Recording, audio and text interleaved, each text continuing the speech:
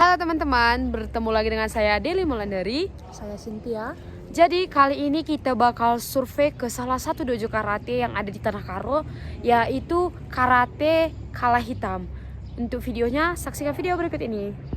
Perkenalkan, nama saya Prema Ingatan dan Sembiring Bilala, pelatih dojo Jambus Pakata Kabanjahan.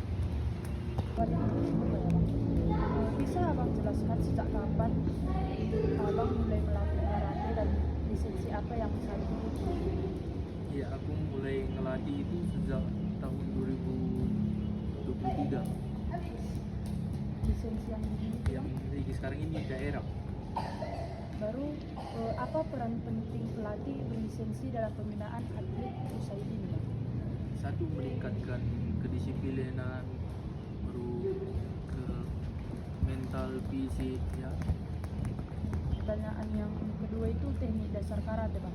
Apa saja teknik dasar atau kihon yang wajib dikuasai atlet pemula hingga tingkat karate?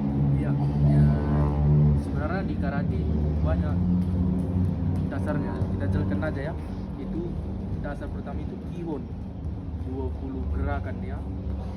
Banyak, kalau dijelaskan secara satu persatu itu nanti agak sulit, kita apanya saja keterangan. Itu kalau latihan kihon itu ada menyerang tengah, wajah, perut. Nah, Lalu bagaimana tahapan pengajaran teknik pukulan, tendangan, dan tangkisan agar aman? satu, kita buat dia bertahap dari pukulan dulu ya, kita bagus dulu ke pukulan ya, baru masuk kita ke tangkisan. Kalau di pukulan kita gak bagus, di tangkisan pasti kita amburadul. Nah, kalau ini kita diperbaiki di pukulan gitu. Kalau untuk tahap tendangannya, Bang? Kalau tendangan itu kita stabilkan dulu posisi kaki dari kuda-kuda ya, serangan gitu. Teknik mana yang paling menentukan kemenangan di level pelajar? Itu ada ipong namanya. Itu kalau kena wajah itu poin pertama itu 2 jari ya, kalau kita masuk ke kumite gitu.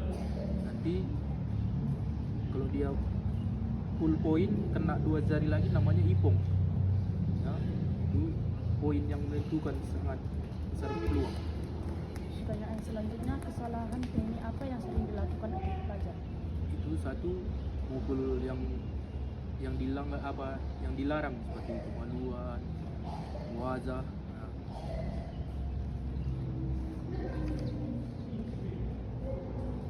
Lalu di sini ada beberapa pertanyaan saya mengenai kategori lomba O2SN, Popdasu, dan PON, Bang. Yang pertama itu, kategori apa saja yang dipertandingkan di O2SN, SD, SMP, SMA, maupun SMA?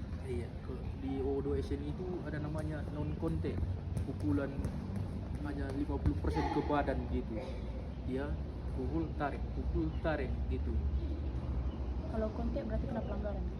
Iya, kalau sempat ada dengar suara pukul itu pelanggar gitu, ada pelanggarannya. Kata apa yang diperbolehkan untuk O2SN? Iya, berbagai jenis kata yang sesuai dengan tingkatannya ada. Kalau di Kala Hitam namanya Pinan Sonoichi, Sononi, Sonosan. Apa kriteria penilaian kata pada level pelajar? Kriterianya itu, ulangi, Apa kriteria penilaian kata pada level pelajar? dari gerakan ya, gerakan pandangan itu. Perbedaan Popdasu sama O2SN itu kira-kira apa? Yang membedakan itu satu daerah, satu pusat gitu. Nah, cara pertandingan mereka juga beda, waktu juga beda. Standar kata apa yang digunakan di Popdasu? Itu ada 2 gitu. Satu sama juga dengan yang pertanyaan pertama, dengan sesuai ketingkatannya lagi gitu. Bagaimana kualitas atlet karate Sumatera Utara di Popdasu? Itu ya memang kualitas sama dengan yang di pusat gitu, hanya yang membedakan jadwal latihan gitu. Baru untuk PON ini, nomor apa saja yang dipertandingkan di PON? Nomor yaitu kalau biasanya itu hanya satu nomor ya, kalau kita dengar itu satu nomor, karena kita kan aliran kita lebih mendalam di kali hitam gitu. Apakah ada kata wajib khusus PON? Itu memang ada, ketentuan ada. Bagaimana persiapan atlet menuju PON? Satu, persiapkan diri jauh-jauh hari ya, dari persiapan body ya, teknik-teknik yang mau dipertandingkan gitu. Sekian pertanyaan dari saya. Terima kasih. Saya lanjut di bagian peraturan dan juga sistem pertandingan. Pertanyaannya itu Bang, menurut Abang sendiri seberapa penting pemahaman peraturan WKF bagi atlet pelajar Bang? Kalau soal peraturan itu nomor satu, karena kalau pertandingan tidak ada peraturan itu namanya ilegal. Oke. Yang kedua Bang, bagaimana standar penilaian poin pada kategori komite? Itu ya dengan jawaban yang bertanya nggak beda jauh juga gitu. Nah, ada namanya ipong dan dua jari. Yang membedakan ipong dan dua jari itu kalau kena wajah Geri atau Mawashigiri itu hitungan pertama dia dua jari ya, kena sekali lagi baru hitungannya ipong full. Oke, pertanyaannya Bang, bagaimana penentuan pemenang jika skor itu seimbang? Satu dulu kita lihat dari skor, ada yang membedakannya dari berat badan. Kalau ada A berat badannya 77, si B 78 ya otomatis si A yang menang.